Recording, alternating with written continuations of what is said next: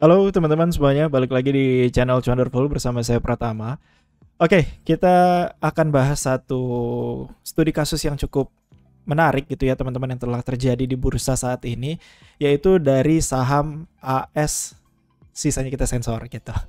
Karena kita tidak mau menjelekkan suatu saham, tapi ini adalah studi kasus yang menarik biar teman-teman bisa dapatlah gambarannya supaya kedepannya tidak terjebak dengan saham-saham yang akan serupa seperti ini. Seperti itu. Oke, jadi sebelumnya disclaimer ya, ini tidak menyudutkan pihak manapun, ini hanya murni untuk edukasi saja apa yang terjadi di market dan bukan rekomendasi jual ataupun beli. Jadi dengan harapannya video ini untuk saya pribadi dan tim juga bisa dapat pencerahan gitu ya lebih lanjut, dan teman-teman juga bisa dapat informasi dari hasil riset yang telah kita lakukan secara kecil-kecilan seperti ini. Oke, jadi kita akan coba masuk pertama teman-teman. Kita bisa lihat di sini ya teman-teman, bahwa ada suatu saham gitu ya, harga sahamnya ini sudah terkoreksi lebih dari 70% dalam 6 hari saja. Jadi harga sahamnya naik, tiba-tiba dihancurkan secara maksimal gitu ya. Dalam 6 hari aja, 1, 2, 3, 4, 5, 6 hari bursa gitu ya teman-teman. Bahkan per hari ini gitu ya, per tanggal 4 September, dia adalah saham yang merasakan pertama kali ARB simetris itu terjadi. Jadi maksimal ARB sekarang menjadi 35%, akhirnya dia merasakan gitu kan. Dan saya rasa juga tidak akan ada yang bisa keluar dari 6 hari ini, kecuali memang benar-benar speednya gede banget gitu kan di suatu sekuritasnya. Tapi secara umum kita bisa bilang bahwa mungkin saja yang beli-beli di sini terjebak gitu. Jangankan yang beli di sini, mungkin yang beli di sini aja masih jadinya floating loss. Dan cukup dalam, karena 70% teman-teman dari tik tertingginya sebelum dia mengalami kejatuhan. Seperti itu. Nah, sebenarnya ada apa dengan si saham AS ini? Kenapa dia bisa seperti itu? Nah, ini kita akan coba bedah sedikit ya teman-teman. Dan dari awal kita bedah dulu kenapa saham, bagaimana sih cerita si saham ini dan sebagainya. Nah, jadi pada dasarnya ya teman-teman ya, kalau kita lihat chart, sebenarnya saham ini waktu dia di sini itu memang cukup menarik. Jadi dari awalnya dia sudah downtrend gitu ya, baru mulai ada perlawanan, ada pembalikan arah, ada breakout trend line, baru dia sideways. Kita bisa asumsikan kalau technical sideways diikuti oleh arah naik ini bisa dibilang akumulasi ya dari sisi teknikalnya. Lalu dia ada liquidity grab ini kalau teman-teman paham, ngambil liquidity untuk bisa push high-nya lagi gitu ya.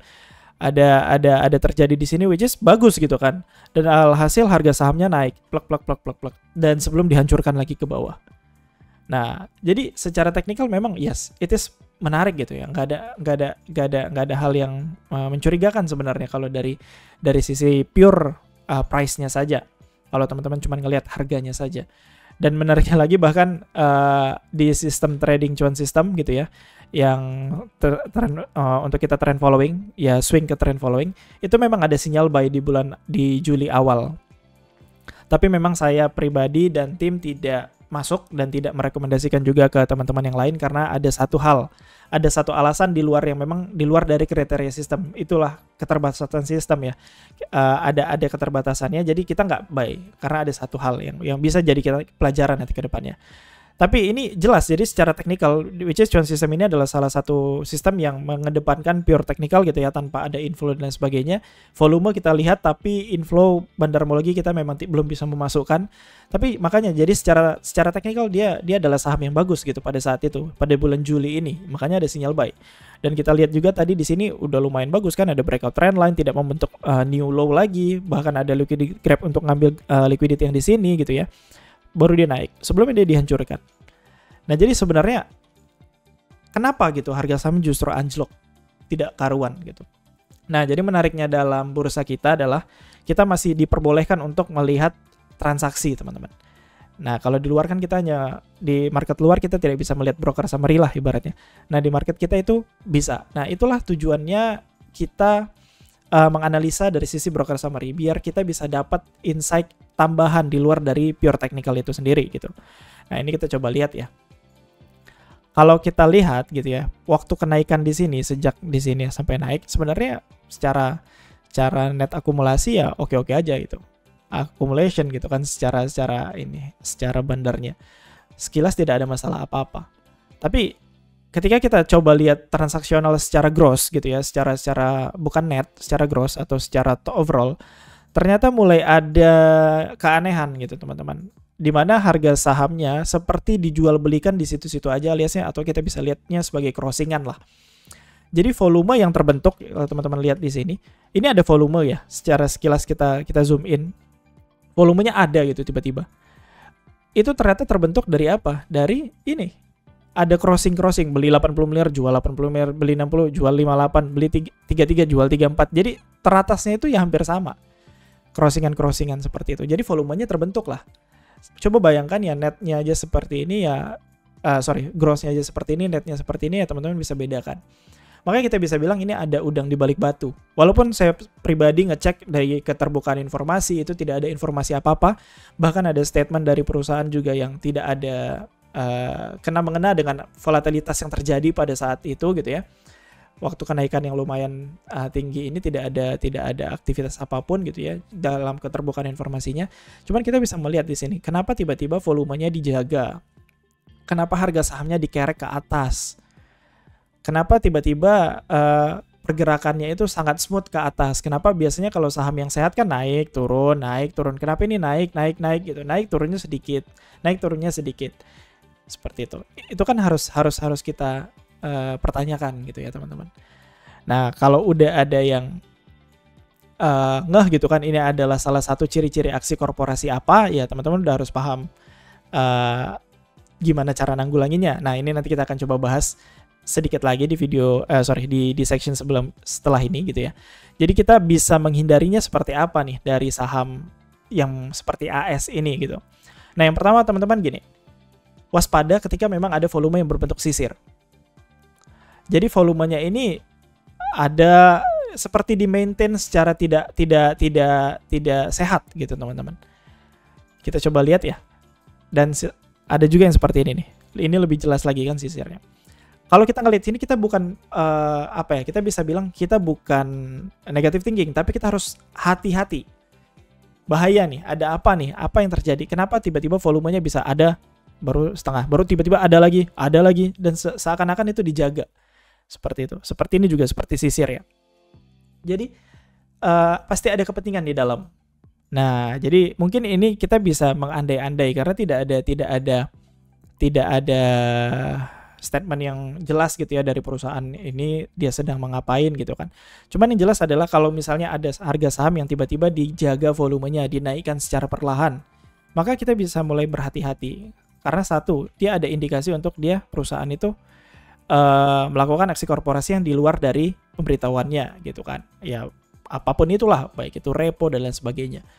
Dan itu yang harus teman-teman perhatikan. Nah, kalau yang belum kenal itu repo apa atau aksi korporasi yang lain, mungkin boleh komen nanti kalau misalnya ramai yang diskusi soal itu, nanti kita buatkan video khusus lah untuk aksi korporasi.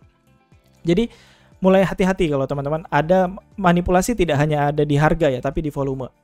Jadi kita mulai hati-hati. Mau saham apapun itu yang ada di bursa. Jadi kita tidak menyudutkan satu emiten atau apa ya. Yang kedua adalah hati-hati ketika kenaikan harga beruntun. Yang kita bisa bilang tidak sehat. Karena setelahnya akan diikuti oleh penurunan yang curam. Kayak gitu. Biasanya selalu seperti itu. Ini satu contoh. Ada lagi contoh ini. Naik, turun 23%. Naik, turun 40%. Ya kalau kita dapat di bawah ya nggak terlalu sakit. Kalau misalnya kita ikut di tengah jalan ini, apa kabar gitu? Kita masuk di tengah jalan ini apa kabar? Jadi hati-hati ketika memang secara risk rewardnya tidak menarik teman-teman. Jadi yang bisa kita perhatikan adalah tadi yang pertama, kita lihat transaksionalnya. Kita lihat transaksionalnya gimana, apakah ada crossingan barang atau memang dia pure, clean gitu ya, pembeliannya bersih, net buy-nya, itu kita bisa lihat. Ini kita tidak berbicara tentang fundamentalnya dulu ya, kita berbicara tentang apa yang terjadi di harganya tersebut. Yang kedua baru kita lihat hati-hati ketika memang ada kenaikan yang seperti ini. Ya kalau misalnya dapat di bawah terus bisa seperti ini dan mulai lihat ada perkembangan seperti ini, kita bisa exit cepat sebelum terjadi yang seperti ini ya, penurunan yang tajam seperti ini. Sama yang seperti ini juga, kalau misalnya udah ini ya merasa cukup ya kita perlahan TP gitu. Perlahan take profit, jangan sampai tunggu ada bantingan baru kita sibuk berebutan karena ya itu udah terlambat gitu. Itu yang bisa kita lakukan teman-teman. Jadi pertama kita lihat dulu dari sisi transaksionalnya, apakah ada udang di balik batu, volumenya sisir apa tidak gitu ya. Dan sahamnya itu dinaikkannya secara tidak sehat lah kalau kita bisa lihatnya. Pergerakan harga sahamnya pun juga ketara. Jadi kalau hati-hati kalau teman-teman punya kelihatan 3 ciri-ciri yang seperti tadi. Seperti itu. Oke, paling itu teman-teman yang pelajaran penting. Jadi kita bisa terhindar dari saham-saham yang seperti saham AS tadi ini. Ya dengan 3 cara tadi, kita cek dulu dari sisi transaksinya seperti apa, apakah crossing atau tidak. Apakah dia punya volume itu seperti sisir apa tidak kan gitu ya, baru harga sahamnya bagaimana gitu ya. Kalau misalnya udah ketinggian ya kita mulai, kalau udah punya barang ya exit secepatnya kan seperti itu. Jadi karena sejauh ini kita nggak bisa lihat keterbukaan informasinya secara clear, ini yang saya juga tidak tahu kenapa, dan kita harus punya pre-judgment sebelum kita ngelihat dia ngerilis laporan keterbukaan informasinya sendiri. Seperti itu. Baik itu saham itu bakalan jadi saham repo atau ada private placement di dalamnya atau segala macam, ada reg issue dan ada kepentingan-kepentingan lain di dalamnya, itu perlu teman-teman waspadai. Tapi yang jelas adalah 3 ciri-ciri tadi adalah ciri-ciri yang kurang bagus untuk kita masuk ke dalam suatu saham tersebut. Seperti itu. Oke, kalau ada yang mau ditanyakan silakan tanyakan saja di kolom komentar, dan kalau ada diskusi tambahan nanti yang menarik kita bisa buatkan video khusus. Oke teman-teman, itu aja untuk video kali ini, kita jumpa lagi di video selanjutnya.